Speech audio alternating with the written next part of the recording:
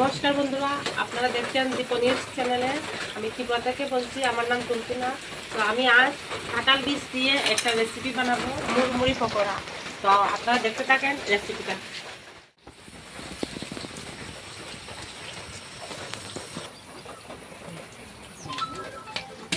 তো বন্ধুরা দেখেন, আমি কাঁঠাল বীজগুলো ছিলে নিয়েছি। এখন সবটাকে আমি ধুয়ে নেব।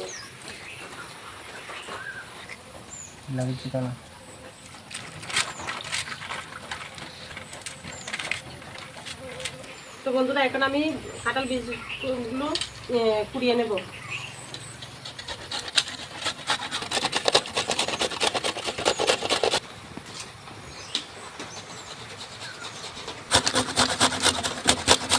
তো বন্ধুরা এখন আমি শিলাতে চালগুলো বেটে নেব।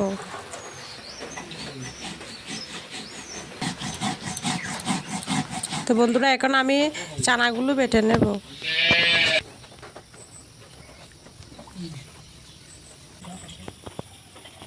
বন্ধুরা আমার চানা বাটা হয়ে গেছে। এখন আমি একটা বাটির মধ্যে চানাগুলো দেব। তারপর দিয়ে দেব কাঁঠাল বিচি।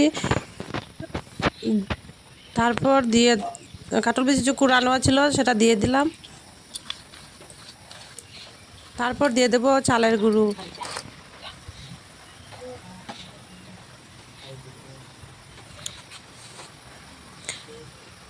পরিমাণ মতো দিয়ে দিলাম চালের গুঁড়ো। তারপর দিয়ে দিলাম পেঁয়াজ কুচু।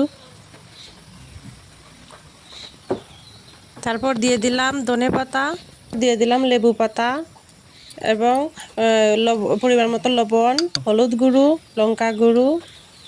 তারপর সবগুলো আমি ভালো করে মাখিয়ে নিব। তারপর এখন আমি উনুনটা জ্বালিয়ে নেব। আমার উনুনটা জ্বালানো হয়ে গেছে। এখন আমি কড়াইটা বসিয়ে দেব। তো বন্ধুরা আমার কড়াইটা গরম হয়ে গেছে। আমি তেল ঢেলে দিলাম। তো যে মাখিয়েছিলাম সেগুলো ছোটো ছোটো করে দোকানের মতো ছোটো ছোটো করে দিয়ে দিলাম কড়ার মধ্যে। তো বন্ধুরা আপনারা এরকম অবশ্যই দোকানের মতো রেসিপিটাও হবে।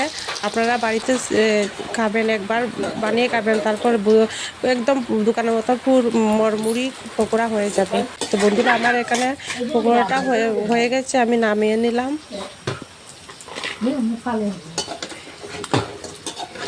তো আপনারা অবশ্যই বাড়িতে একবার বানিয়ে খাবেন।